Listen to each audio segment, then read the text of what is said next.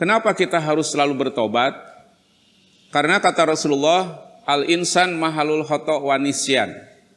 Manusia itu tempatnya lupa dan salah. Jadi sebenarnya ibu-ibu, tidak ada di dunia ini orang yang tidak pernah berbuat dosa.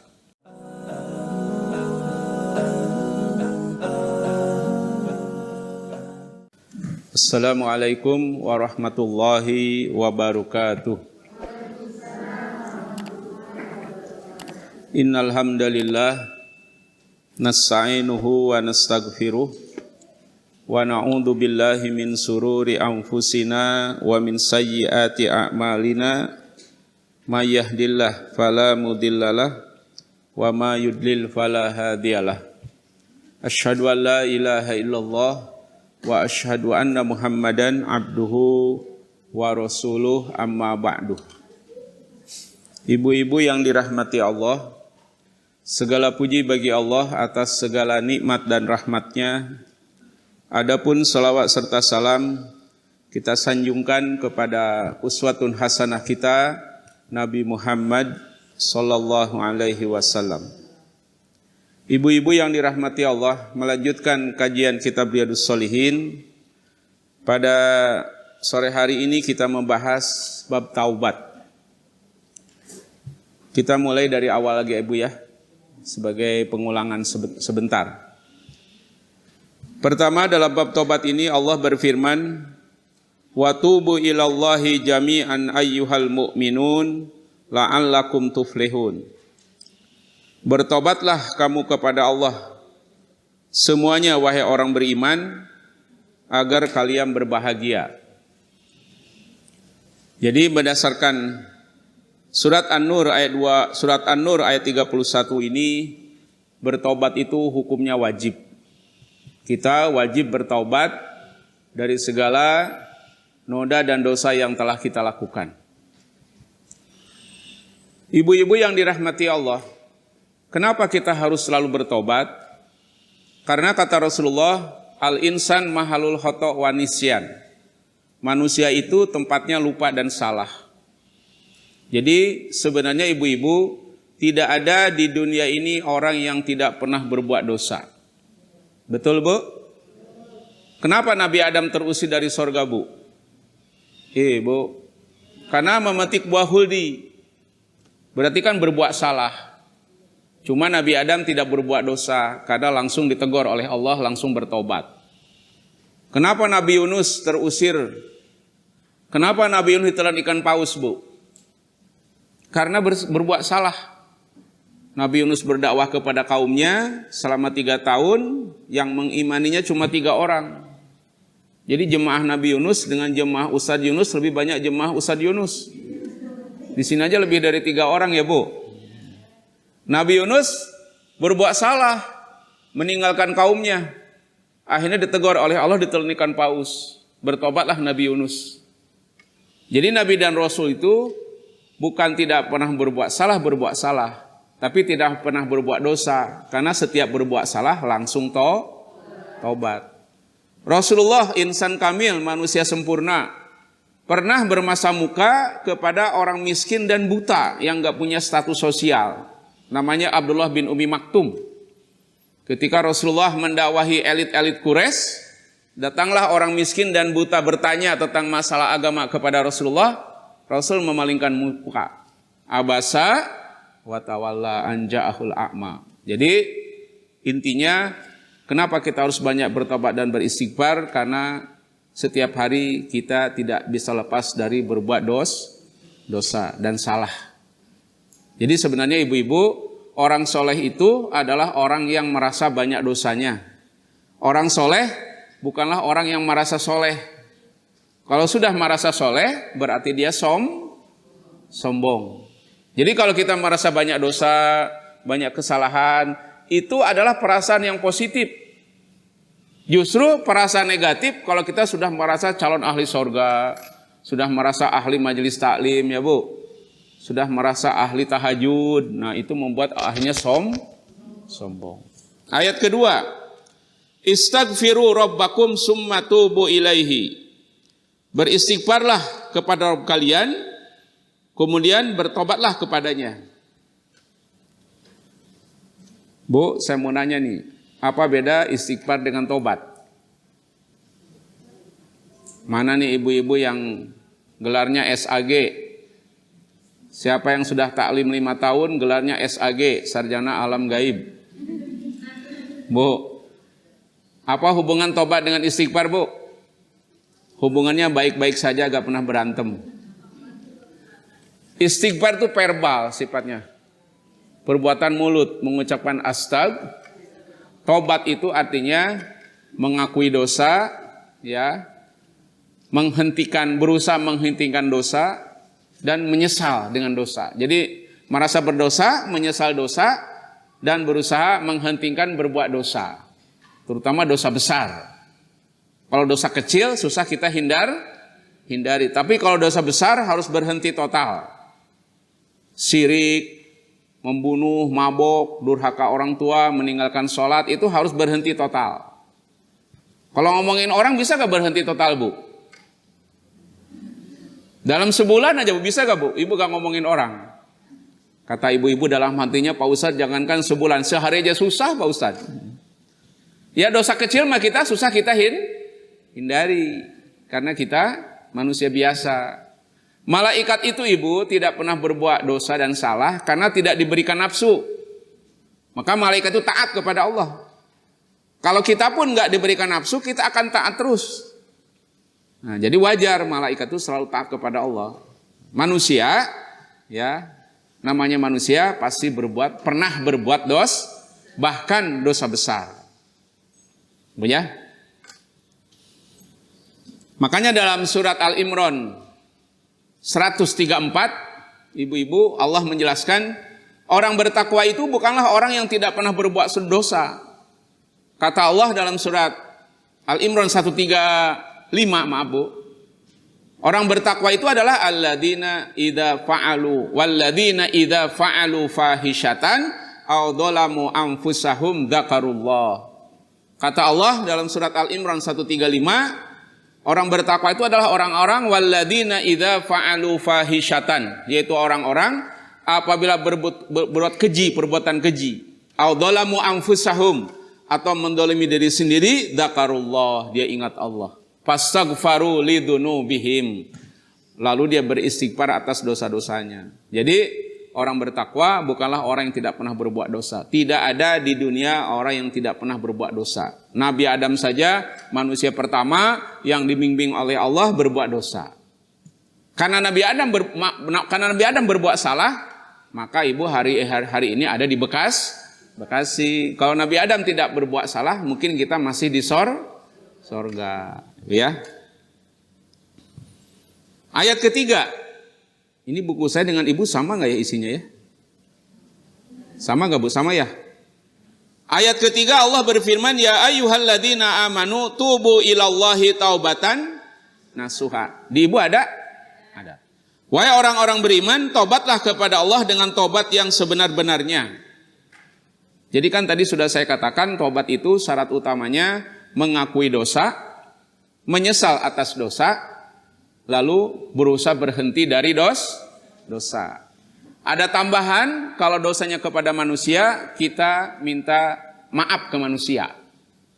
Atau umpamanya orang punya hutang kepada seseorang, dia tobat doang kepada Allah, ya Allah ampuni dosa saya karena saya tidak bayar hutang. Harusnya bayar hutang dulu ya Bu, baru tobat. Enak banget kalau begitu Bu ya. Ngutang sama orang, udah tobat aja sama Allah tapi nggak bayar hutang. Dalam bahasa Inggrisnya ngajeblug. Ibu tahu ngajeblug? Nah itu bahasa Inggris. Orang punya hutang nggak mau bayar. Sunda Bu, bahasa Sunda. Ngajeblug. Ya. Orang yang punya hutang tapi nggak mau bayar. Jadi kalau dosanya berhubungan dengan manusia, minta maaf pada manusia. Ya, lalu Tapi kalau kepada Allah, langsung saja. Kita yakin Allah Maha mengampuni segala dosa hambanya. Coba ibu buka surat 39 ayat 53. Di surat Az-Zumar ayat 53 Allah berjanji apapun dosa dan kesalahan kita, kalau kita bertobat dan beristighfar selama masih hayat di kandung badan, maka Allah akan mengampuni kita.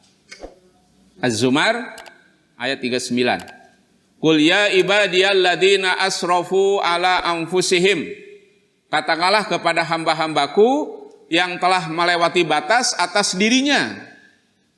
Maksud dari melewati batas atas dirinya maksudnya dia berbuat dosa-dosa besar. Ibu sudah ketemu belum? 3953. Emang ibu ayat berapa? Oh iya. 39 kan Az-Zumar ya Bu? Udah ketemu? Allah berfirman, Qul ya ibadiyalladzina asrafu ala anfusihim. Katakanlah kepada hamba-hambaku yang telah melewati batas atas dirinya. Kata mufassirin, termasuk Ibnu Katsir, maksud melewati batas atas dirinya maksudnya begini. Katakanlah kepada hamba-hambaku yang telah melakukan dosa-dosa yang sangat besar. La taqnatu mir rahmatillah. Jangan putus asa dari rahmat Allah. Jadi jangan merasa kalau kita berbuat dosa langsung kita memvonis diri sendiri, saya akan masuk neraka. Saya akan disiksa kubur. Enggak begitu. Karena pintu taubat itu ditutupnya kata Rasulullah malam yugorgir, sebelum sakaratul. Jadi ketika orang berbuat dosa, jangan merasa, wah saya ahli neraka, saya akan disiksa kubur. Kan pintu taubat itu dibukanya 24 jam. Jadi kata Allah, la taqnatu min rahmatillah. Ibu lihat lagi Az-Zumar ayat 53. Jangan putus asa dari rahmat Allah. Innallaha yaghfirud dunuba jami'an. Sesungguhnya Allah akan mengampuni dosa kalian semuanya. Innahu huwal ghafurur rahim. Sesungguhnya Allah Maha Pengampun, Maha Penyayang. Jadi sekali lagi ayat ini memberikan rasa optimisme kepada kita. Kalau kita pernah berbuat dosa, jangan putus asa. Jangan merasa kita pasti akan masuk neraka, karena pintu tobat itu dibukanya 24 jam dan pintu tobat itu ditutupnya malam yugorgir, sebelum sakaratul maut. Kecuali kalau ada ibu sore hari ini mau sakaratul maut. Ibu ada yang mau sakaratul maut? Enggak ada. Ayah wae usah nyurus nanyanya ya. Masih betah di Bekasi kata ibu-ibu ya. Sekarang hadis pertama Bu. Dalam buku Riyadhis Shalihin. An Abi Hurairah radhiyallahu anhu, dari Abu Hurairah semoga Allah meridhoinya. Qala, berkata Abu Hurairah, sami'atu Rasulullah sallallahu alaihi wasallam, aku mendengar Rasulullah sallam yaqulu, ya, bersabda. Kalau Rasulullah bersabda, wallah, demi Allah, inni la astaghfirullah wa atubu ilaihi fil yaum aksara min sab'ina marrah. Kata Rasulullah, demi Allah, ya, ini sesungguhnya aku la astaghfirullah, aku meminta beristighfar kepada Allah, ya, wa atubu ilaihi, dan bertobat kepadanya, fil yaumi, pada setiap hari, aksara min sab'ina marrah, lebih dari 70 kali. Rasulullah saja ibu-ibu, manusia yang dijamin surga itu tobatnya lebih dari 70 kali. Nah, kita kan nggak dijamin surga. Logikanya harusnya kita lebih banyak bertobat, banyak beristighfar atas dosa-dosa kita, karena kita tidak bisa lepas dari dosa. Hadis yang kedua, sama Bu ya urutannya, sama kan? Wa'an al-Agrar bin Yasar al-Muzanni ya, dari Agrar bin Yasar al-Muzanni berkata, maaf Bu ya, agak batuk Bu, tapi bukan corona Bu ya, Ibu liatin saya aja. Qala Rasulullah SAW bersabda, ya ayuhan nas tubu ilallah wastaghfiruh wa inni atubu fil yaum mi'ata marrah. Ya ayuhan nas, wahai manusia, tubu ilallah, bertobatlah kepada Allah, wastaghfiruh, dan beristighfarlah kepadanya. Fa inni, sesungguhnya aku, atubu, aku bertobat, fil yaumi, pada Ya, setiap hari mi'ata marroh, 100 kali. Saya nanya ke ibu, hadis yang nomor 1, yang nomor 2 ada kontradiksi tidak? Tidak. Karena hadis yang pertama mengatakan lebih dari 70 kali. Hadis yang kedua mengatakan 100, jadi tidak ada kontradiksi. Ya, kita bisa ibu, bisa tobat sehari 100 kali dengan setiap sholat 5 waktu kita bertobat 25 kali ya bu. 20 kali. Totalnya ada 100 kali. Ya, ada jemaah saya mendawamkan begitu, bu ya. Bisa kalau kita berusaha berikhtiar untuk selalu bertobat dan beristighfar setiap hari. Intinya sebenarnya jangan nunggu sholat 5 waktu ya bu. Umpamanya orang berbuat dosa jam 1 siang, nunggu sampai asar. Kalau umurnya sampai asar ya bu, ya ketika dia bertobat, dia sadar itu perbuatan salah, langsung aja bertobat dan beristighfar. Jangan nunggu nanti sholat aja, habis sholat istighfar. Maksudnya takut umur kita gak nyampe, bu ya. Lalu hadis ketiga, wa an Abu Hamzah Anas bin Malik al-Ansori, dari Abi Hamzah Anas bin Malik al-Ansori, khadimi Rasulullah, ya, pembantu Rasulullah, asisten Rasulullah. Jadi Anas bin Malik ini adalah pembantu Rasulullah yang membantu Rasulullah selama 10 tahun. Dan Anas bin Malik dalam satu hadis, selama saya 10 tahun membantu Rasulullah, saya tidak pernah dihardik, saya tidak pernah dicaci dan dimaki. Jadi maknanya kita kepada orang yang kerja dengan kita, ya kayak asisten rumah tangga, ya harusnya kita menganggap mereka sebagai keluarga. Mereka makan dengan kita, jangan sampai kita makan di meja, dia di bawah, nggak boleh bu ya, feodal banget ya bu. Kita makan dia makan dengan makanan kita, berpakaian sama dengan kita. Ya karena kalau melihat contoh Rasulullah, begitu baiknya Rasulullah memperlakukan Anas bin Malik. Sampai kata Anas bin Malik, saya selama membantu Rasulullah, saya tidak pernah dibentak, dimarahin, ya, dicaci dan lain-lain. Itulah menunjukkan indahnya Islam. Islam itu agama yang indah. Jadi kalau ada orang nuduh Islam teroris, ya salah. Karena Islam itu agama yang menyuruh kita ngasih makan pada orang miskin. Agama yang menyuruh kita jangan menhadik anak yatim. Agama yang menyuruh kita, kata Rasulullah, la yu'minu ahadukum, tidak beriman salah seorang di antara kalian kalau tetangganya tidak aman dari gangguannya. Jadi Islam itu agama yang menyuruh kita tepos seliro bu ya, dengan tetangga, ya. Agama yang menyuruh kita menghormati tamu, agama yang menyuruh kita infak, sodako, agama yang menyuruh kita ngasih makan pada orang miskin dan jangan menghardik anak yatim. Mana mungkin agama yang seindah ini disebut teroris. Jadi mereka itu salah alamat, ya. Pernah ada bu, orang Jerman mu'alaf baru masuk Islam. Lalu oleh keluarganya dibilang, kamu jangan masuk agama teroris. Lalu orang Jerman itu tersinggung. Kata orang Jerman itu kepada keluarganya, itu yang terbunuh di perang dunia pertama 15 juta, yang terbunuh di perang dunia kedua kurang lebih 60 juta, itu agamanya apa katanya? Ya bu, agamanya Islam bukan? Bu, bukan. Yang di Eropa itu kan bukan agama Islam, agama Kristen. Yang membunuh orang-orang Indian, ketika orang Eropa sampai ke benua Amerika, agamanya apa?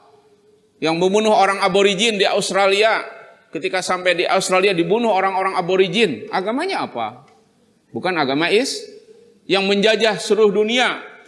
Itu negaranya Inggris, Spanyol, Portugis, Belanda, Belgia, ya itu bukan agama Islam yang menjajah seluruh dunia waktu itu. Islam tidak pernah menjajah. Ibu baca sejarah tidak? Ada gak kerajaan dalam Islam di Timur Tengah datang ke Indonesia menjajah Indonesia? Pernah gak ada sejarahnya? Gak ada. Karena nenek moyang kita dulu masuk Islam dengan cara yang baik-baik. Tidak berperang dengan orang Arab ya bu. Gak ada sejarahnya orang Nusantara berperang sama orang Arab. Ya, sekarang ada tokoh Islam Nusantara, saya gak sebutkan namanya, mengatakan orang Arab, katanya orang Arab itu Islam itu agama penjajah. Ya, itulah dia tidak belajar sejarah. Islam itu agama yang indah. Ya.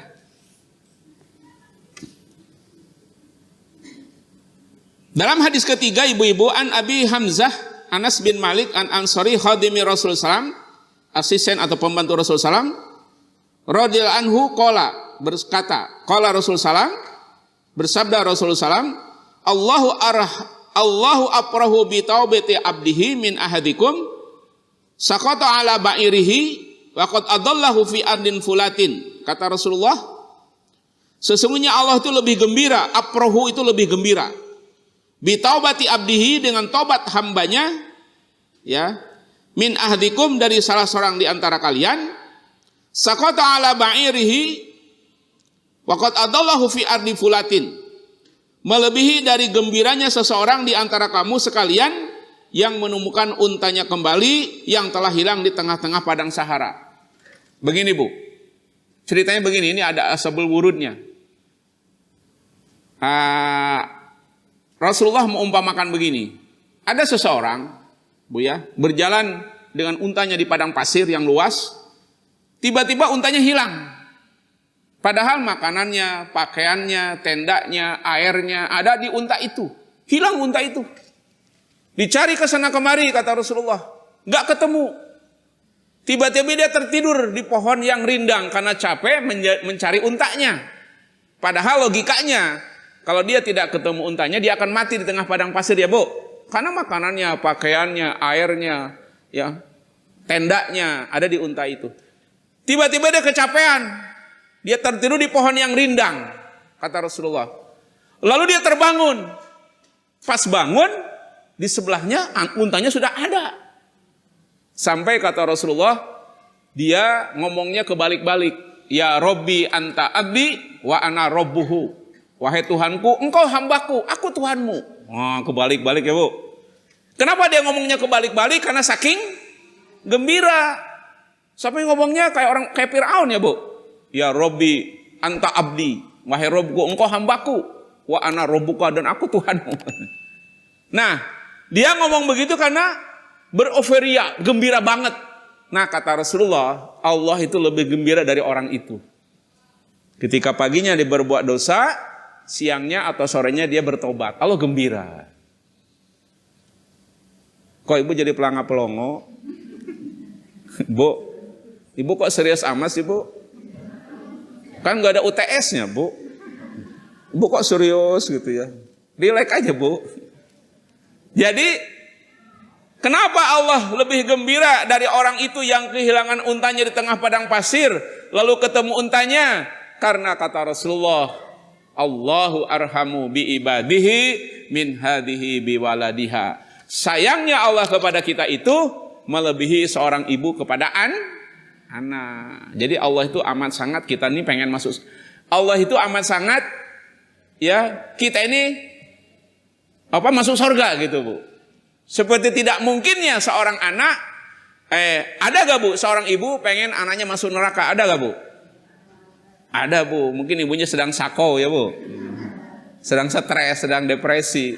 Tapi kalau ibu normal gak mungkin pengen anaknya masuk neraka. Allah lebih dari itu. Makanya tadi dalam surah Az-Zumar ayat 53, kalau kita pernah berbuat dosa, jangan putus asa. Pintu taubat itu terbuka 24 jam. Betul Bu? Ibu jangan pelongo-pelongo lagi dong. Bu, saya mau nanya ke Ibu. Kalau melihat masa lalu Ibu dan saya, lebih hitam mana kalau dibanding dengan Sayyidina Umar? Sayyidina Umar pernah menyembah 360 patung dalam Ka'bah, menyembah 360 berhala. Ibu pernah nyembah berhala? Ibu pernah ke Tapekong begini, pernah Bu? Belum pernah. Sayyidina Umar pernah mengganggu dakwah Rasul selama 5 tahun. Ibu pernah bubarin pengajian? Orang lagi ngaji dilemparin sama ibu gitu. Ya. Sayyidina Umar pernah membunuh anak perempuannya. Karena malu punya anak perempuan, ini masih hidup Bu, kata Rasul. Ya, kata Sayyidina Umar, dimasukkan ke lubang, langsung ditimbun dengan pasir. Itu anaknya masih hidup. Ibu pernah membunuh anak perempuan? Ya, pernah nggak Bu? Ada yang pernah ngacung? Belum pernah. Jadi, tapi akhirnya Sayyidina Umar yang dosanya banyak seperti itu, setelah tobat, setelah memperbaiki diri, Ibu tahu nggak? Sayyidina Umar termasuk 10 sahabat yang dijamin surga. Padahal masa lalunya lebih kelam, lebih hitam dari kita. Itu ibrah, pelajaran bagi kita. Ya, jangan kita putus asa dari rahmat Allah. Sesungguhnya Allah itu Maha Pemberi Ampun dan Maha Penerima Taubat. Itu maksud dari hadis ini, Bu ya.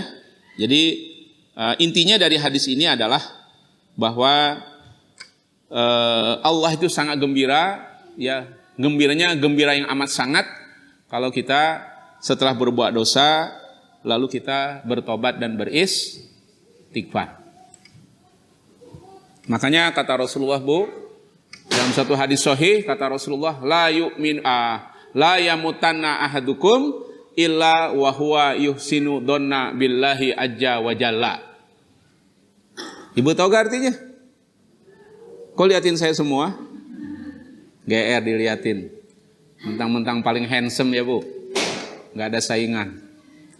Bu, begini artinya. La yamutanna ahadukum, kata Rasul. Tidak boleh meninggal salah seorang di antara kalian. Tidak boleh kita meninggal. Illa, melainkan kata Rasulullah, wa huwa yuhsinu dhanna billahi azza wa jalla, melainkan dia dalam kondisi husnudzon kepada Allah. Jadi kita kan belum meninggal nih, kan pasti meninggal. Nah, menjelang kita meninggal nanti jangan suudzon kepada Allah. Wah, ya Allah, kalau saya meninggal saya akan disiksa kubur. Kita disunahkan dan diperintahkan agar kita optimis, jangan pesimis. Buka deh ayatnya, surah Yusuf ayat 87. Jangan pesimis dalam hidup ini. Baik menghadapi kesulitan di dunia ini, maupun nanti memikirkan nasib kita di akhirat. Jangan pesimis. Surah Yusuf, surah 12, ayat 87. Udah ketemu belum? Wala ta'asu min rauhillah, innahu la ya'asu min rauhillah illa qaumul kafirun. Janganlah kamu putus asa dari rahmat. Sesungguhnya orang yang suka putus asa dari rahmat Allah adalah orang-orang kafir. Karena orang kafir itu pasti masuk neraka. Kalau orang beriman, kita insya Allah kita akan masuk surga. Alhamdulillah.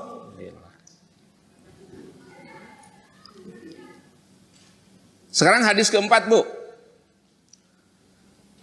Wa an Abi Musa Abdullah bin Qais al-Ash'ari, ya, dari Abu Musa Abdullah bin Qais al-Ash'ari radhiyallahu anhu, semoga Allah meridhoinya, anin Nabi SAW, dari Nabi SAW, qala, bersabda, ya. Jadi Rasulullah bersabda kepada kita semua, innallaha ta'ala yabsutu yadahu bil lail liyatuba musii'un nahar.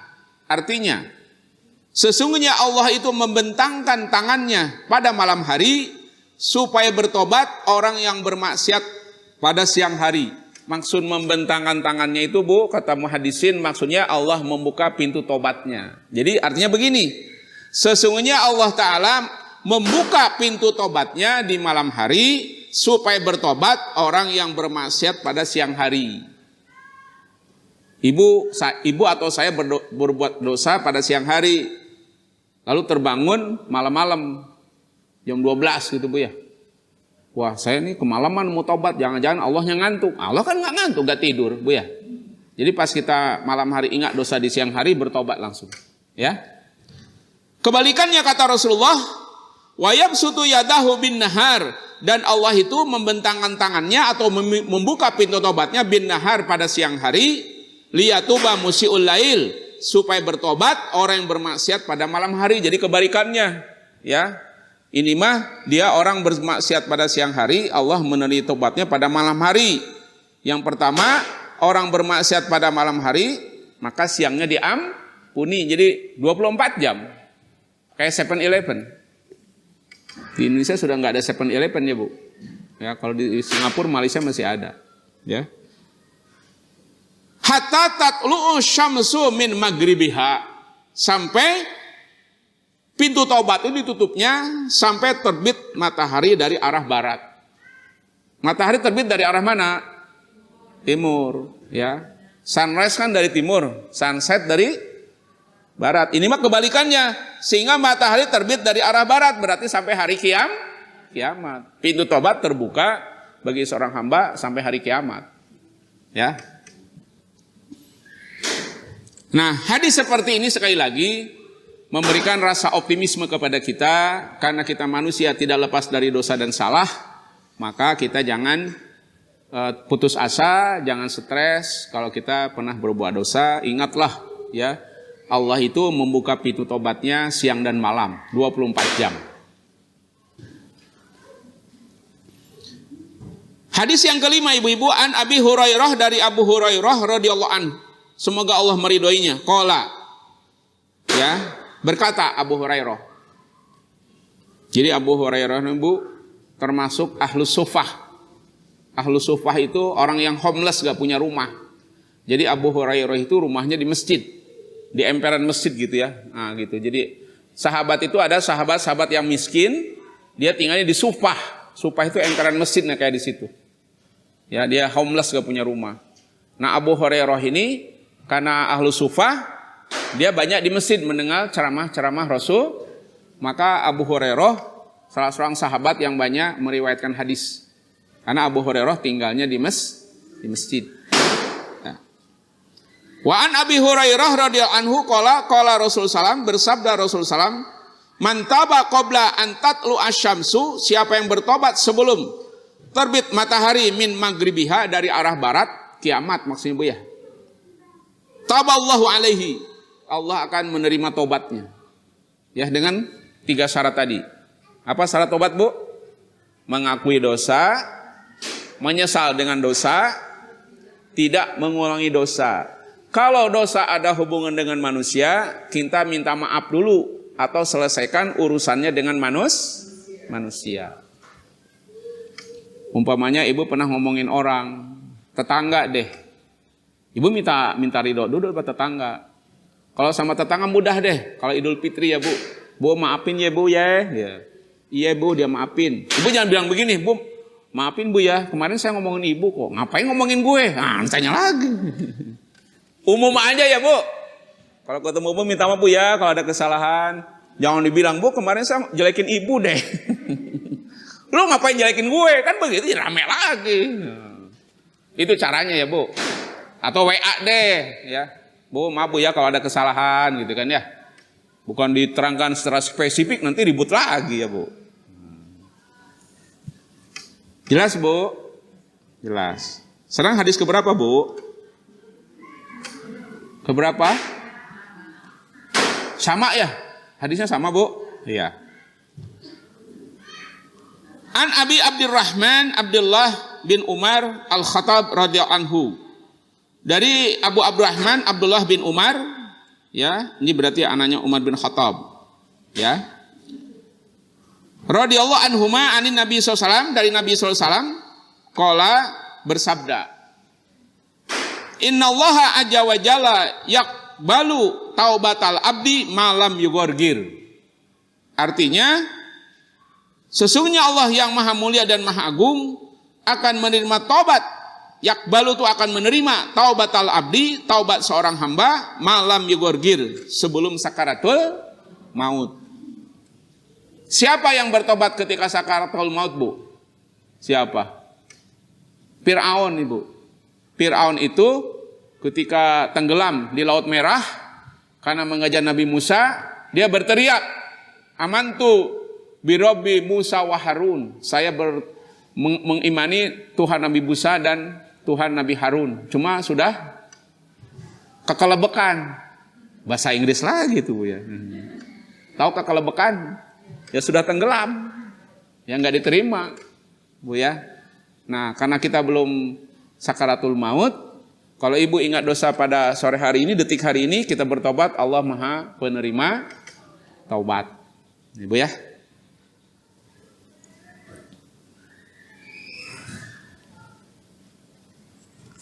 Seterusnya ibu-ibu, Atau biar kita tidak monoton sambil saya menerangkan hadis per hadis, kalau ibu ada yang mau ditanyakan, tanya. Biar kita tidak jadi two way communication, komunikasi dua arah. Jangan one way communication. Ada yang nanya, Bu? Sampai sini. Bu, silakan.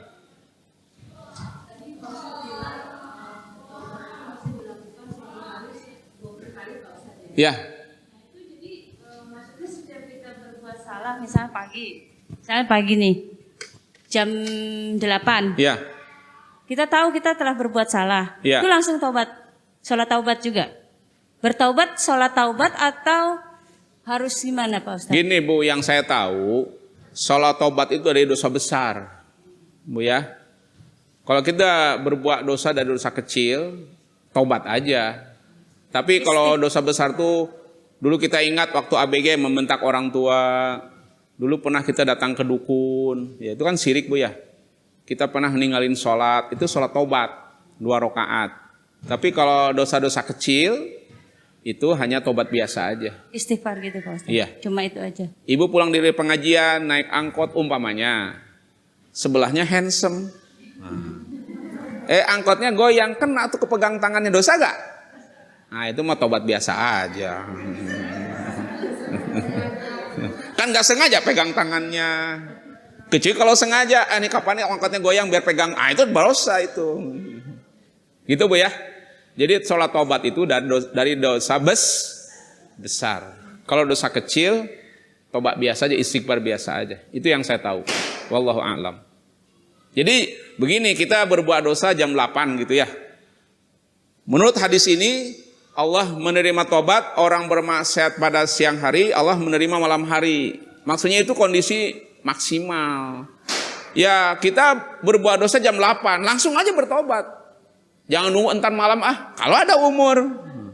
Kalau ada umur ya Bu, langsung aja. Pas ingat, langsung tobat. Atau kita dulu pernah di kampung ingat masa lalu, pernah membentak orang tua, kan dosa besar. Kan orang tua tuh wala taqullahuma jangan mengatakan, tiba-tiba ingat, dulu waktu saya masih ABG disuruh sholat membentak gitu ya. Nah itu kan dosa besar, langsung sholat taubat. Itu Bu ya. Jelas? Bu ada yang nanya lagi? Ya silakan.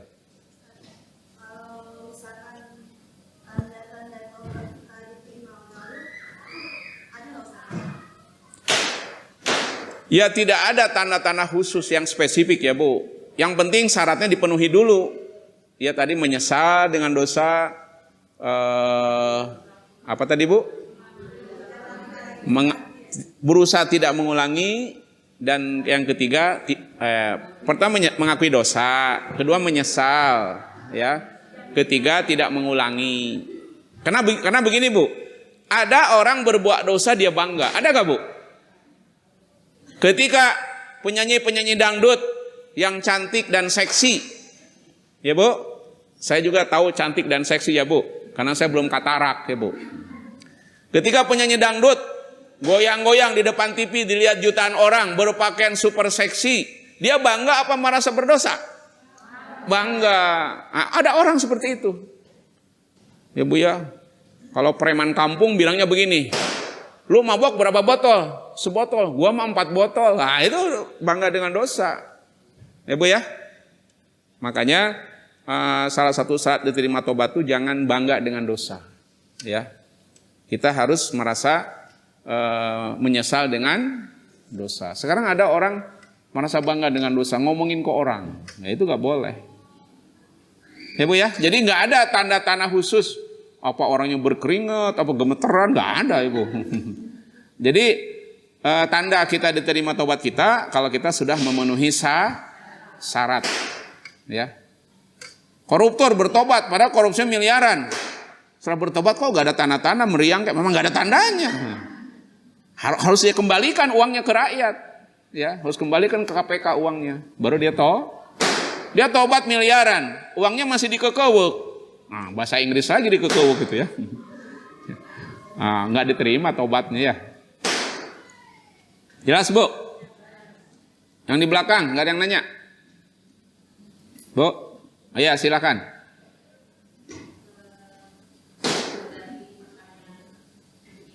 Ya.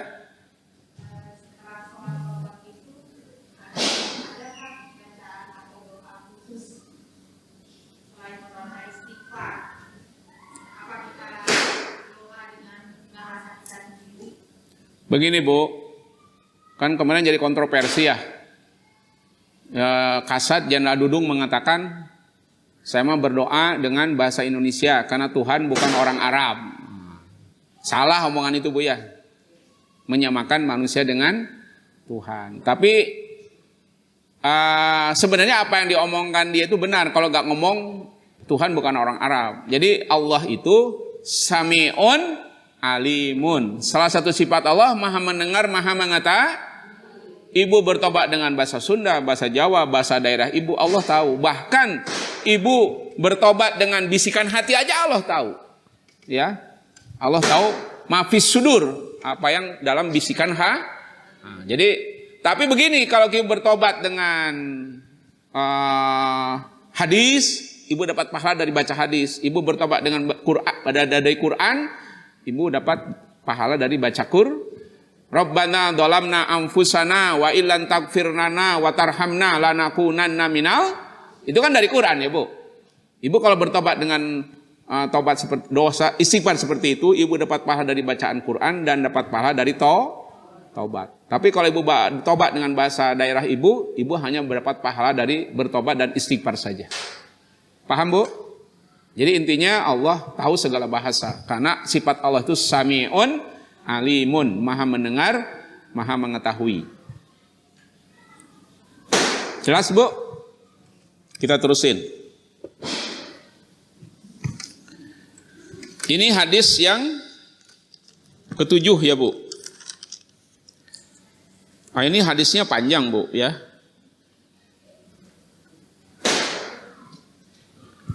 Jadi an Zir bin Hubaish qala, ia berkata, ataitu Sofwan bin Asal radhiyallahu anhu. Saya datang kepada Sofwan bin Asal, semoga Allah meridhoinya, untuk menanyakan tentang mengusap kedua sepatu. Ya. Anil masihi alal khuffaini faqala ma jaa bika ya jariyu faqultu ibtighal ilmi faqala innal malaikatu tadau azniyatiha ya li talabul ilmi. Ya, jadi ada apa kamu datang ke sini Zir? Ya, kata Safwan. Saya menjawab untuk mencari ilmu. Lalu Zir berkata, ya, innal malaikata tadau azniyatiha li talabul ilmi ridwan bima yatlubu. Sesungguhnya malaikat itu membentangkan sayapnya bagi orang yang mencari ilmu karena senang terhadap apa yang dicari. Jadi malaikat membentangkan sayapnya kepada kita kalau kita datang untuk mencari ilmu. Saking sukanya dengan kita kalau mencari ilmu. Seterusnya, faqultu innahu qad hakka fi sadril masu ala khuffaini ba'dal ghaid wal bauli wa kuntu imra'atan min ashabi Nabi sallallahu alaihi wasallam. Ya. Saya berkata bahwasanya saya masih belum jelas betul tentang cara mengusap kedua sepatu sesudah sesudah BAK dan sesudah sudah BAB dan BAK. Sedangkan engkau adalah salah seorang dari sahabat Nabi sallallahu alaihi wasallam. Ya. Maka saya datang ke sini untuk menanyakan kepadamu, apakah engkau pernah mendengar beliau menjelaskan? Maaf Bu ya, saya singkat aja kan agak panjang. Ya, masalah itu. Maka ia menjawab, betul, beliau menyuruh kami bila dalam perjalanan atau bepergian supaya tidak melepas sepatu selama 3 hari dan 3 malam kecuali karena janabah. Ya, jadi kalau ibu bepergian, ya, dan kita gak sempat untuk membuka sepatu, ya, jadi diusap saja di atas sepatunya itu Bu ya. Kalau jadi nggak usah dibuka, tapi maksimal 3 hari. Kalau sudah 3 hari dia dibuka Bu ya. Ya minimal bau ya Bu ya. Iya. Ini mentang-mentang nggak dibuka-buka ya. Saya bertanya lagi, apakah engkau pernah mendengar beliau menceritakan tentang cinta? Ya, ia menjawab, betul, kami pernah bersama-sama dengan Rasulullah SAW dalam satu perjalanan, kemudian tiba-tiba ada seorang badui memanggil dengan suara keras, "Wahai Muhammad." Maka Rasul menjawabnya dengan suara keras. Ingat Bu ya, salah satu adab kita, kalau kita nggak pernah hidup di zaman Rasul ya, satu adab sahabat kalau ketemu Rasul jangan mengucap dengan suara keras, ya itu tanda ketidaksopanan. Betul gak Bu? Bu, ibu suami ada di sebelahnya, teriak-teriak, "Bang, saya minta uang dong bang." Dikasih gak uang Bu? Diomelin dulu baru dikasih ya. Ya pelan-pelan aja ya Bu. "Kok abang hari ini ganteng deh?" Nah gitu caranya ya Bu. "Abang baik deh," ya. Baru minta. Ini mah teriak-teriak, pada dekat. Nah, jangankan kepada Nabi, kepada suaminya marah suaminya Bu. "Emang gue budak," katanya. Ya. Nah. Tiba-tiba orang Badui memanggil dengan suara keras, "Wahai Muhammad." Maka Rasul menjawab dengan suara keras menyerupai kaum. Maka saya berkata kepada orang Badui itu, "Cobalah rendahkan suaramu karena engkau berhadapan dengan Nabi." Jadi ditegur orang Badui itu, orang Arab gunung yang tinggal di padang pasir. Itu sampai sekarang masih ada Bu di Arab itu. Orang-orang Badui memang tidak tinggal di kota, dia tinggal di pegunungan ya, yang dari batu itu, yang pernah haji umroh itu ya. Dan dia hidupnya dari mengembala unta gitu ya. Dia tidak tinggal di kota. Sampai sekarang masih ada di Saudi Arabia yang seperti itu. Jadi orang Baduy itu kurang tata krama. Namanya wong deso bahasa kitanya Bu ya. Orang kampung, kurang berpendidikan gitu ya. Jadi ditegur, "Rendahkanlah suaramu karena engkau berhadapan dengan Nabi." Dan benar-benar dilarang berkata seperti itu. Orang Baduy itu berkata, "Demi Allah, saya tidak bisa merendahkan suara." Jadi orang Baduynya itu keras kepala Bu. Ya, keras kepala. "Saya tidak bisa dengan suara lembut," katanya. Dan orang Badui itu berkata lagi, bagaimana seseorang mencintai sekelompok orang tetapi ia tidak boleh berkumpul bersamanya. Nabi lantas bersabda, seseorang itu akan bersama-sama yang dicintainya nanti pada hari kiamat. Jadi maknanya kalau kita di dunia selalu bergaul dengan orang soleh, insya Allah kita akan ditempatkan dengan orang soleh di sorga. Makanya Ibu dalam surat Al-Furqan surat 25 Bu ya, kalau nggak salah ayat 28 ya, itu ada teriakan ahli neraka. Teriakannya begini Bu, "Ya wailata laitani lam attakhid fulanan khalila." 25 ayat 28, betul nggak? Ada teriakan ahli neraka, "Ya wailata laitani lam attakhid fulanan khalila." Sungguh kecelakaan bagiku, alangkah baiknya aku di dunia aku tidak berkawan dengan sipul. Jadi maknanya dia masuk neraka karena pengaruh temannya. Ya Bu ya. Maka kita dalam berteman, apalagi berteman akrab, carilah orang soleh dan salehah. Jangan sembarang berteman ya. Kalau teman kita itu menurut kita tidak membuat kita taat kepada Allah, jaga jarak aja. Just say hello aja Bu ya. Jangan dijadikan teman akrab. Tapi kalau menurut kita teman, tetangga, saudara itu suka mengajak kita dekat dengan Allah, jadikan dia teman akrab. Ya, jadi bahaya kita berteman dengan orang seperti itu karena kita akan terpengaruh. Makanya kalau saya tanya orang-orang yang merokok itu, jawabannya kenapa merokok? Awalnya pengaruh teman, nggak ada itu. Saya merokok karena saya lihat orang tua di langit yang berjenggot nyuruh saya merokok, nggak ada. Kebanyakan merokok itu karena pengaruh teman, ya. Nah itu maksudnya Bu dari kata Rasulullah. Beliau selalu bercerita, ya, kepada kami sampai akhirnya beliau menceritakan tentang sebuah pintu yang berada di sebelah barat, di mana pintu itu sangat lebar sekali. Atau seandainya seseorang akan berjalan di pintu itu, maka akan dia berjalan selama 70 tahun lamanya. Jadi ada pintu, Bu ya. Di sini dikatakan di akhirat nanti, kalau orang berjalan di pintu itu, luasnya pintu itu 70 tahun, berjarak antara 40-70 tahun lamanya. Jadi sangat besar pintu itu, ya.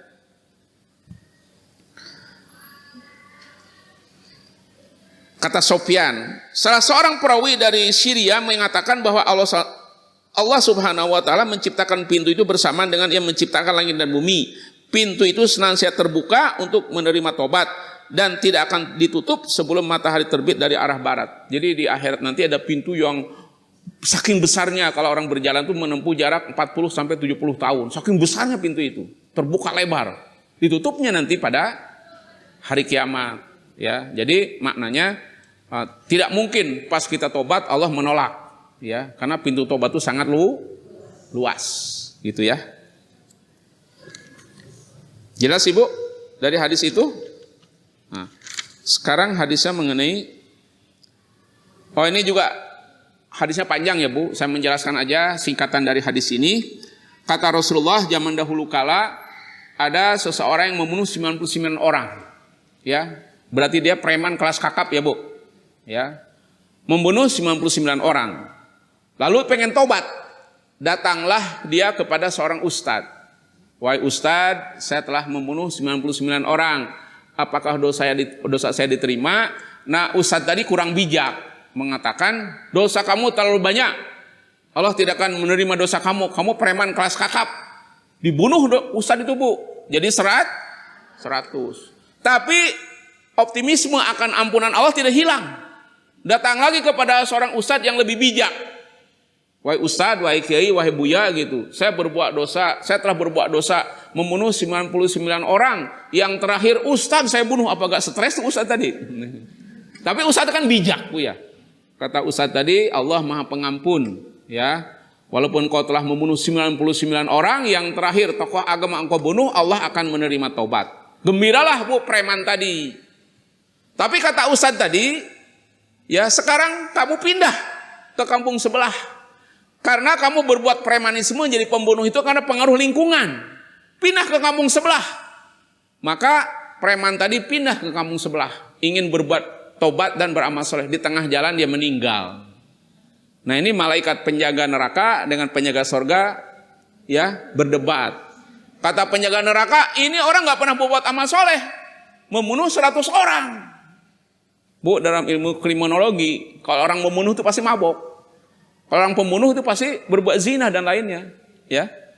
Tapi di tengah jalan dia meninggal, kata malaikat penjaga sorga, ini masuk sorga karena telah bertobat kepada Allah. Allah Maha Pengampun. Datanglah malaikat ketiga, ya, menjadi penengah. Kata malaikat ketiga, kita hitung aja jarak langkah kakinya, mendekati kampung sebelah atau mendekati rumahnya. Diukur, ya, dia berjalan. Ternyata lebih sejengkal ke tempat dia kampung sebelah yang akan bertobat, ditarik dia ke surga. Ternyata Bu, dalam hadis lain, sebenarnya dia itu langkahnya mendekati rumahnya. Tetapi ketika malaikat ketiga itu membuat keputusan, Allah itu melipat tanah itu Bu. Tanah itu dilipat oleh Allah sehingga langkahnya mendekati kampung sebelah. Saya pernah Bu dengan jemaah Itkon Itkon Jalan Haji Salim, dulu ada namanya Majelis Salim Itkon di bawah almarhum Ustaz Sulaiman, beliau udah meninggal sekarang. Sekarang yang Majelis Salim pindah ke Cibitung. Nah, saya pernah baksos ke daerah Cempaka, Bu, di Cianjur Selatan. Itu ada rumah berjauhan, Bu. Ya. Rumah berjauhan terjadi likuifaksi, seperti yang terjadi di Palu, di Petobo itu ya. Jadi tanah itu kan berjalan ya, Bu. Bu. Kok serius amat, Ibu? Gak ada UTS-nya, Bu. Ini tanah berjauhan, rumah berjauhan. Itu jadi berhadapan, Bu. Yang saya lihat sendiri di Cempaka, terjadi likuifaksi itu. Jadi tanah berjalan. Nah mungkin seperti itulah Allah melipatkan tanah itu. Sehingga si preman tadi langkahnya lebih sejengkal mendekati kampung sebelah. Itu menunjukkan apa? Saking Allah itu amat sangat pengen seorang hamba itu masuk surga. Dia belum pernah berbuat amal soleh. Yang dia lakukan membunuh 100 orang. Yang terakhir ustaz lagi dia bunuh. Tapi Allah dari hadis ini menunjukkan Allah Maha Penerima taubat. Jangan putus asa kalau kita pernah berbuat dosa.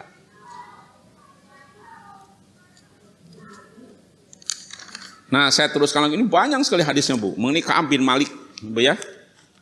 Mengenai Ka'ab bin Malik ini hadisnya panjang sekali. Jadi gini mau ceritanya, hadisnya singkatkan aja, Bu ya. Ceritanya ada sahabat Ka'ab bin Malik ya, yang terlambat ikut berperang dengan Rasulullah dalam perang Tabuk.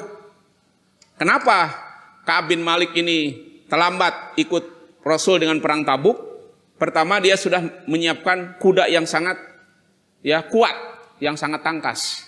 Yang kedua, kalau tidak salah dalam hadis lain, dia sedang panen buah gitu ya. Jadi dia merasa dia punya kuda yang sangat tangkas, bisa mengejar, saya panen dulu Tiba-tiba tertinggal. Dan ketika tertinggal dalam perang Tabuk, Ka'ab bin Malik ini punya rasa optimis, Rasul gak mungkin ingat saya. Karena yang ikut berperang banyak. Gak mungkin Rasul ingat saya. Akhirnya dia tidak jadi berperang. Cuma ketika dia tidak jadi berperang, dia sedih. Karena ternyata di Madinah itu yang tidak ikut berperang kebanyakan orang-orang munafik, orang tua dan anak-anak. Sedangkan dia adalah biasa ikut berperang dengan Rasulullah. Jadi dia merasa malu. Nah, ketika Rasul pulang dari Tabuk, perang Tabuk itu berpulang, dengan wahyunya Rasul tahu ada sahabat namanya Ka'ab bin Malik tidak ikut berperang. Ka'ab di sini ya. Nah, ternyata yang tidak ikut berperang dengan Rasul di perang Tabuk itu ada 80 orang.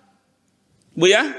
Dan ketika Rasul pulang, 80 orang itu berbohong. Ya Rasul, saya gak berperang karena saya sakit, karena anak saya sakit, karena saya macam-macam lah. Dan Rasul menerima. Karena Rasul gak tahu hati orang. Nah, Ka'ab bin Malik juga tadinya mau seperti itu. Ada 3 orang Bu ya.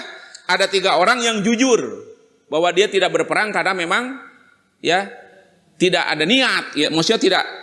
Jadi dari 80 orang itu ada 3 orang yang jujur disebutkan dalam hadis ini. Ya, siapakah mereka? Pertama Ka'ab bin Malik, yang kedua Murarah bin Rabi'ah, yang ketiga Hilal bin Umayyah Al-Waqifi. Jadi ada 3 orang yang jujur datang ke Rasul, ya Rasulullah, saya tidak berperang karena ini kesalahan saya. Akhirnya apa Bu? Akhirnya Rasulullah memberikan sanksi tidak mengajak bicara selama 50 hari. Jadi 3 orang itu diisolir. Ketemu salam gak dijawab, kuti di masjid gak dijawab, orang pada buang muka. Sampai akhirnya hari ke-40-nya istrinya agar dijauhinya. Nah, hari ke-40 itulah akhirnya turun wahyu kepada Rasulullah bahwa 3 orang itu akhirnya diterima tobatnya. Dan bergembiralah 3 orang itu, dan sebagai penghormatan kepada 3 orang itu turunlah wahyu. Jadi ada turun wahyu karena perilaku sahabat. Saking mulianya 3 orang yang jujur itu, Bu ya, maka dimuliakan Allah dengan langsung Allah menurunkan ayat untuk menerima tobat dari 3 orang itu. Itu cerita dari hadis yang sangat panjang ini mengenai Ka'ab bin Malik. Ini juga menunjukkan bahwa sebesar apapun dosa dan kesalahan kita, kalau kita tobat dan istighfar, Allah itu Maha Pengampun dan Maha Penyayang.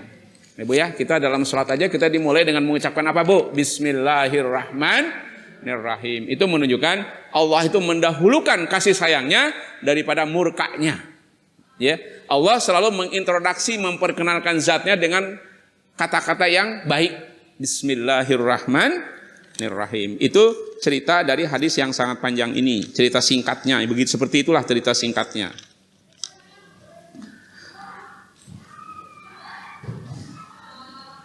Kita selesaikan dulu Bu ya. 5 menit ya. Atau 10 menit ya. Supaya bab ini selesai. Bu ya. Seterusnya hadis yang ke-10. Hadis yang seterusnya. An Abi Nujaid Imran bin Husain al-Hujai. Ya ya.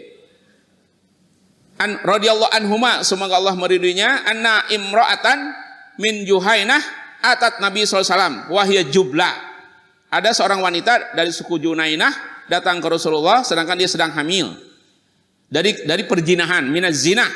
Faqalat ya Rasulullah, usabtu haddan wa iqamtuhu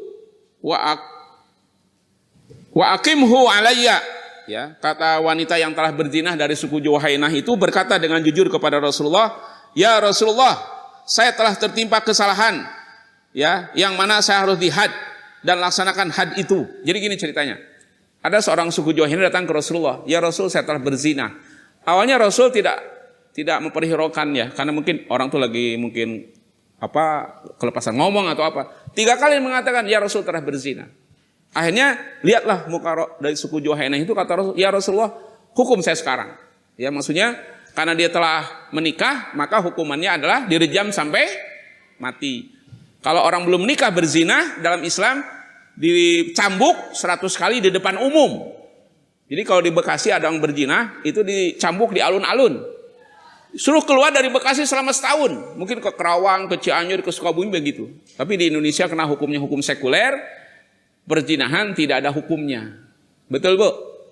Selama suka sama suka. Maka dulu ada Ariel Peter Pan, ya, itu dihukum 2 tahun bukan karena perzinahan, karena perzinahannya tersebar di media sosial.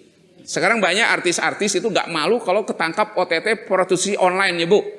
Dia gak malu, dia bicara di suatu talk show, dia bicara di TV. Kenapa? Karena hukum kita bukan hukum seharusnya kalau artis itu sudah menikah, kayak Cut Tari, mati dia itu, rejam Bu.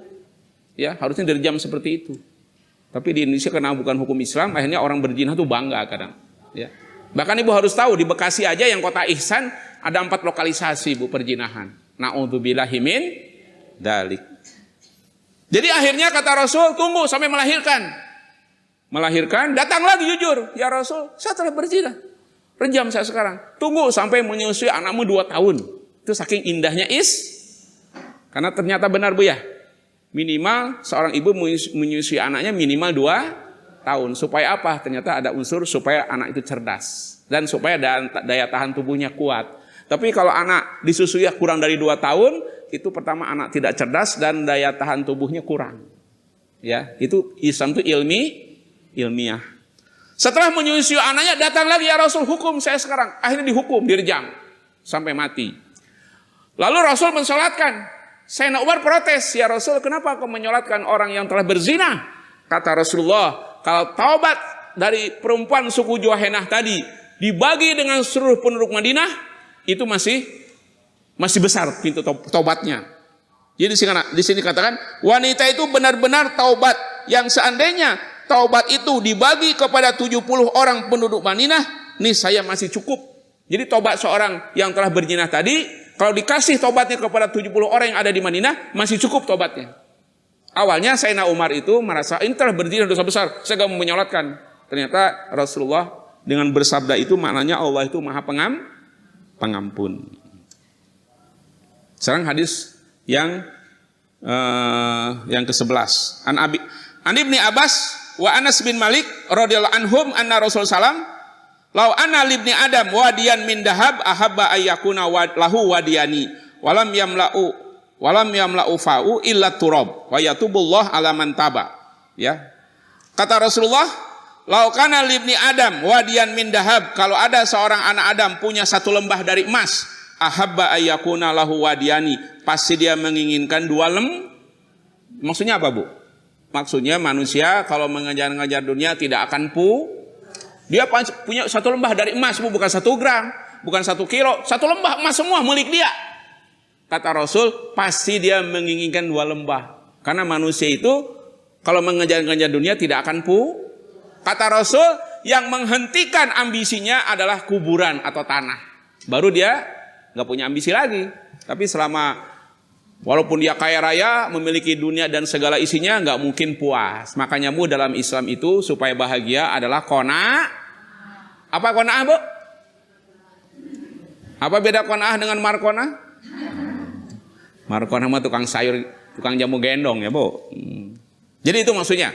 Lalu ditutup hadis ini, wa yatubullah ala man taba, dan Allah senantiasa menerima tobat orang yang bertobat. Gak mungkin pas kita tobat Allah menolak, itu impossible, gak mungkin. Selama kita memenuhi syarat. Nah yang terakhir ibu-ibu, wa an Abi Hurairah radhiyallahu anhu anna Rasul sallam qala bersabda ya, yadhakullah subhanahu wa ta'ala ila rajulaini, Allah tertawa ya kepada 2 orang yang saling berbunuh-bunuhan. Jadi Allah ketawa ya, tapi cara Allah ketawa hanya Allah yang itu masalah gaib, karena Allah sifatnya tidak sama dengan makhluk. Laisa kamitslihi syai'un ya. Jadi katanya Allah taala gembira ya manakala 2 orang yang berbunuh-bunuh keduanya masuk surga. Kenapa masuk surga? Kata Rasulullah ya, yadkhulul jannah yuqatilu hadza fi sabilillah ya. Kata Rasulullah, ada orang yang terbunuh karena berjuang di jalan Allah. Lalu maksudnya dia terbunuh masuk surga kan, syahid. Nah orang membunuh masuk surga juga, orang yang membunuhnya. Kenapa? ketika dia telah membunuh orang sampai syahid, dia bertobat. Ya, bertobat, lantas dia akhirnya terbunuh juga di jalan Allah. Jadi yang membunuh, yang terbunuh, dua-duanya masuk surga. Kayak siapa? Kayak Wahsy, Bu. Wahsy itu adalah sahabat yang membunuh Sayyidina Hamzah dalam perang Uhud. Dia bunuh Sayyidina Hamzah, tapi akhirnya Wahsy masuk Islam, akhirnya Wahsy juga berjuang di jalan Allah, dia juga syahid. Itu maksud dari hadis ini. Membunuh, yang terbunuh, dua-duanya masuk surga. Yang pertama terbunuh di jalan Allah syahid, kedua yang membunuh orang syahid itu bertobat, masuk Islam, dan dia akhirnya berjuang di jalan Allah. Jadi itulah, Bu, akhir dari penjelasan tentang masalah taubat. Ibu-ibu yang dirahmati Allah, itulah akhir dari tausiah dan doa supaya barokah pertemuan kita. Kita tutup dengan doa penutup majelis. Subhanaka Allahumma wa bihamdika asyhadu an la ilaha illa anta astaghfiruka wa atubu ilaik. Akhirul kalam. Assalamualaikum warahmatullahi wabarakatuh.